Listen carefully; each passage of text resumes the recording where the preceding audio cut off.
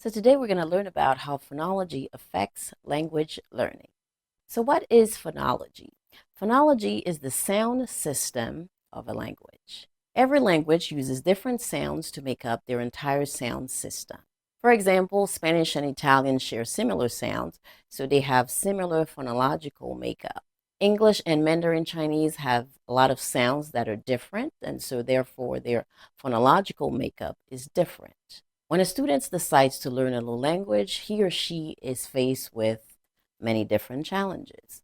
One of those challenges is to recognize and produce the sound of the new language that he or she is learning. If the sound of that language is very different from their native language, he or she is going to have a harder time learning that new language because the sound, it's phonetically different from their mother tongue or their native language. If your first language is Mandarin Chinese and you're trying to learn English, you're going to have a harder time learning English because the sound R, L, and TH in English don't exist in your native language. And so it's phonetically different. And so you're going to have a harder time learning those words or pronouncing those words in English. When I moved to the US, I had the advantage of hearing English every day. In college, on television, you go to the grocery store, everywhere you go, English, English, English. Some people may not have that option to hear English all day. So I would recommend watching a small dialogue in English or a brief film. You can also refer to a link below that I posted. It's called TV5 Monde, TV5 Monde. Okay, it's a very good resources that can help you with beginner English, intermediate English, or advanced, whatever level it is, you can use that link. When it comes to pronunciation, a lot of the work focuses on distinguishing between the individual sounds. Not every syllable in a word is necessarily the same length. So when a learner is trying to learn English, for example, they may not be aware that a word, the syllable is not the same length. Some syllables are shorter, some syllables are longer. So that's oftentimes the main cause of the sound or the pronunciation being wrong. So in French, for example, a French student may have a harder time pronouncing English words because in the French language, the syllable or time, it's called a time syllable language, which means that each syllable is given the same amount of stress. Whereas in English, each syllable have a different amount of stress. The first syllable may be shorter, the last syllable may be longer, and the French student may not be aware of that or understand how that works. So when they pronounce the word in English, they pronounce it with the same way that they pronounce it in French.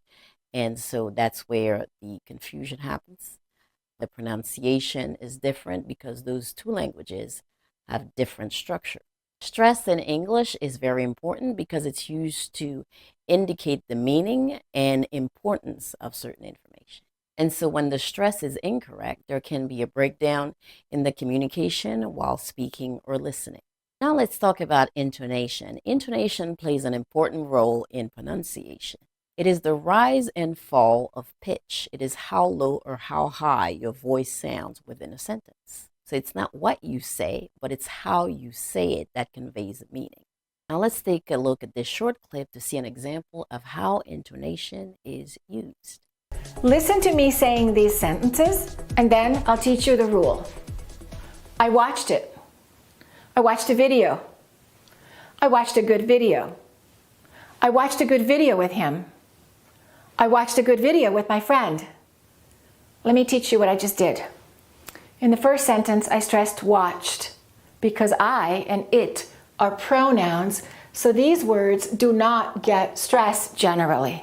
Listen again. I watched it. And then, of course, we link it. I watched it. I changed it. I took it. I bought it. I watched it. Listen to the second one. I watched a video. Video is a noun. So we have two key words in this sentence. We have a verb and a noun. And generally, the second key word gets more stress than the first one. So we don't say, I watched a video. We generally say it like this. I watched a video. I watched a video. I watched a good video. Good is an adjective. In English, nouns generally get more stress than adjectives. Listen, I watched a good video. So we jump up like this. I watched a good video. I watched an interesting video. And then, how about I watched a good video with him? With is a preposition. We don't stress prepositions. So we don't say, I watched a good video with him. We say, I watched a good video with him. And him is also a pronoun like it. So that gets reduced. So we don't say video with him. We say video with him. I watched a good video with him. But how about the last one? I watched a good video with my friend. Friend is a noun. So we do stress it. I watched a good video with my friend. That's the general pattern of American English and the word stress. And if you follow that pattern, you're going to sound a lot more natural and people will understand you much more easily. So as we see in this example, a sentence can have a different meaning based on how it is pronounced. So if you're a teacher and you're watching this video, I would recommend practicing with your students so they can hear the different types of intonation that are being used, do some practice exercise, and so they can see and distinguish between what you're hearing in those sentences, because the way that it is said based on the intonation can mean different things. So we've talked about phonology, we've talked about pronunciation. Now let's talk about accents. What are accents? Accents refers to how words are pronounced. Accents is a feature of spoken language that tell you about the speaker's linguistic background, their origin, or the ethnicity. So for example, I have an accent. I was born in the Caribbean, so I have a Caribbean accent. An accent tells you about where somebody is from, or it can give you an idea of where it's from. You have different accents. You have British accents, you have American accents, you have Indian accents, etc., etc., etc., etc. So if you go in different parts of the US, for example, let's say if you go in the South, there is a Southern accent. Based on the accent, based on the way that people pronounce certain words, you can tell where they're from. So that's what we mean by the accents. So unlike dialects that deal with grammar, accents deal more with the pronunciation of words. Every speaker of a language has an accent. It is a natural part of spoken language that contributes to their diversity. And so each accent reflects the unique history and cultural background of certain regions. Sometimes it can make it difficult to understand each other if a person is using an accent that you may not be familiar with. Accents and dialects can also influence the way people are perceived. People may feel excluded or marginalized if their way of speaking is significantly different from the dominant group in a particular setting. In my personal experience, when I came to the US, I had a very strong accent. It was very difficult at times for people to make out what I was saying. My pronunciation of words was not American-like, was not an American pronunciation. So sometimes you had to really listen in to what I was saying to understand what I was saying. So I sort of gotten a lot of backlash, not sort of, I did get a lot of backlash because of my pronunciation.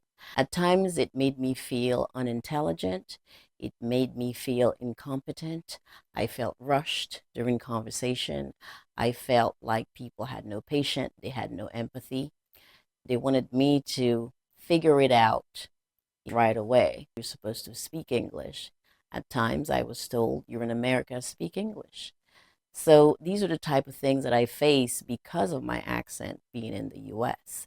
So I know what that feels like when another person is from another place and you're trying to speak English and you're being told or you're being made to feel as though you should know better or you should say certain things in this particular way. It's important that we learn to adapt to the richness of the languages that surround us. Pay close attention, ask for clarification, don't make them feel rushed, and avoid making assumptions or stereotypes based on someone's accents or dialect. Everyone's language journey is different, and these variations should be respected and celebrated as part of someone's identity. On that note, thanks for watching. We'll see you soon.